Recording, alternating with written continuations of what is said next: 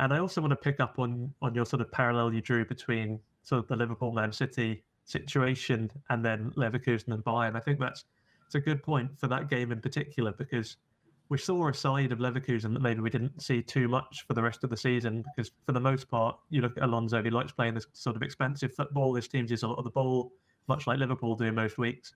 But then he goes to well, he doesn't go to Bayern comes to him. But, he comes and gets this fixture. And suddenly, I think we finished on about 39% possession.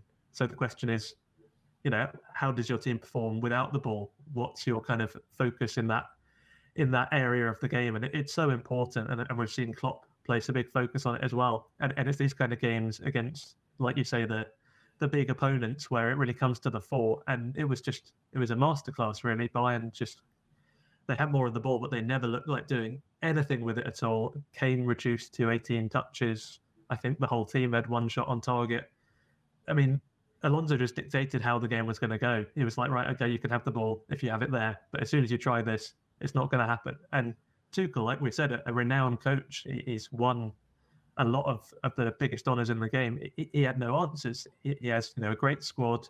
He has the tactical acumen himself. But Alonso completely had his number, completely shut him down. And yeah, it was just the press as well.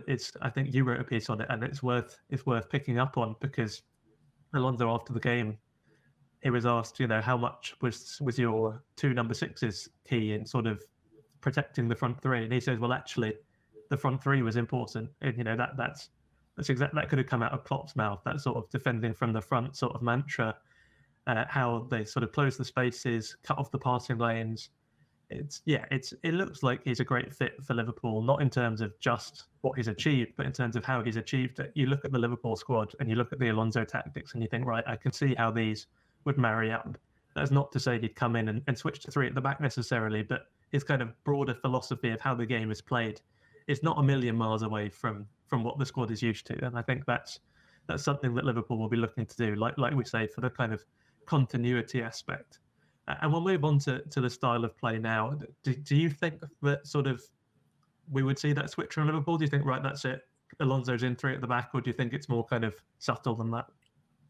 I think it's more the broad principles of what he wants to do. I don't think this Liverpool squad, for example, is particularly well set up to have a back three. I don't think they've got enough centre-backs at the moment anyway. I think we'd probably all like one more just to be a little bit safer. Obviously, Matip is out of contract and we don't know what's going to happen with him. But I think to go three at the back full-time would be a bit of a change. But I don't think you have to play three at the back to do some of the things that Alonso is doing with this team. I think that the sort of attacking system that he sets up, he's probably got very different players at Leverkusen to what he would have at Liverpool. There's sort of number 10 type players that Liverpool have got, but maybe not in the same way as Florian Wirtz. I don't think Leverkusen necessarily have players who play wide in the same way as Luis Diaz, for example. He tends to use Alex Grimaldo, the left wing back, as the width, and maybe Diaz could do a similar sort of job, but obviously you're not going to see Luis Diaz playing effectively left back out of possession. So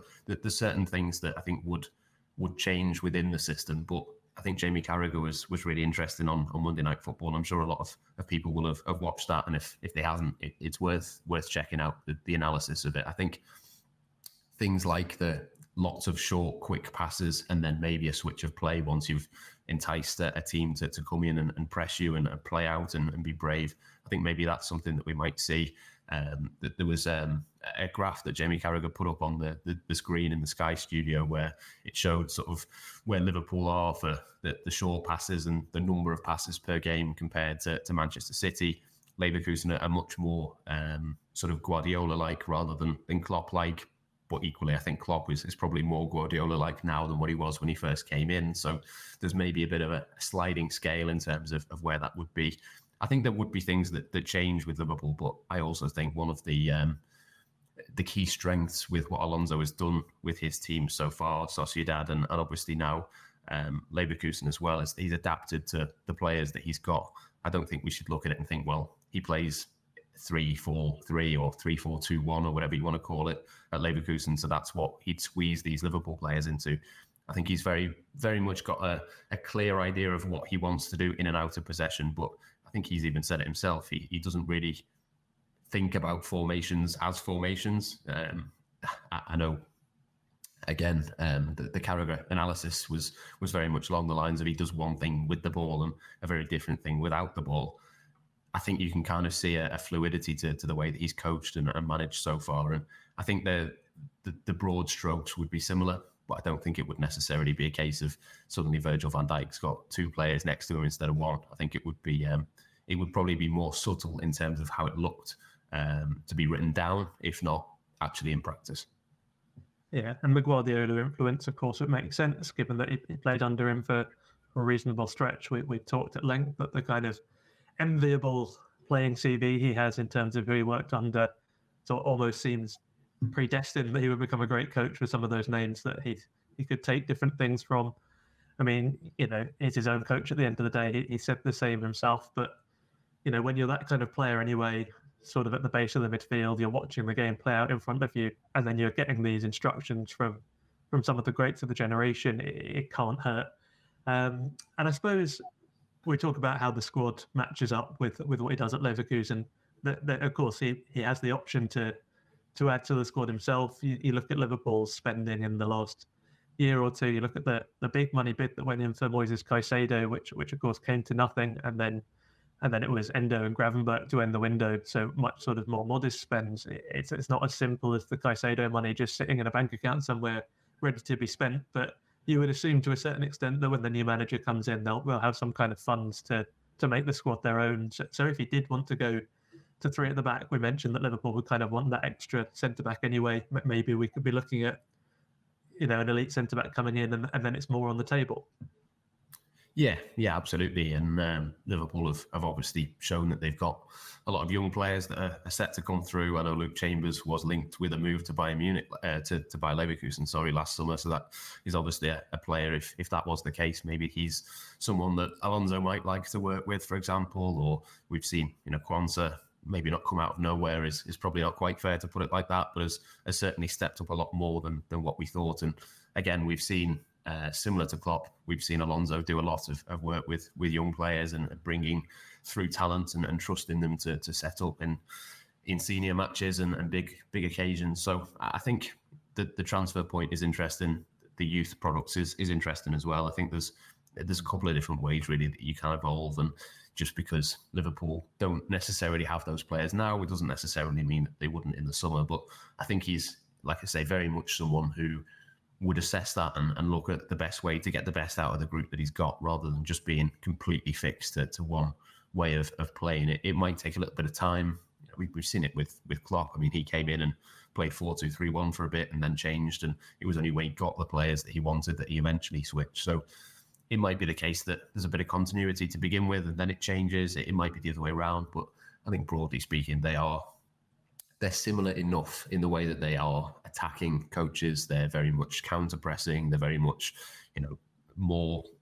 certainly more latter end. Klopp has been more possession-based because his teams have been much more dominant. I think there's enough crossover there to think that this Liverpool squad will be able to adapt and kick on really in terms of where they're at, because we've got to remember as well that Jurgen Klopp would leave behind a squad of players who not all of them have been there for ages, or even the ones that have been there for a few years. You think of Harvey Elliott is still only 20. There's still a couple of different ways that you could go with Harvey Elliott. I'm not 100% sure what his best position is. Dominic Szoboszlai has only been here a short time. There's lots of players that are not 100% fixed in what they have to be. I think there's players within this Liverpool squad that if Xabi Alonso or whoever it is wants to change them, I think that's definitely a possibility as well.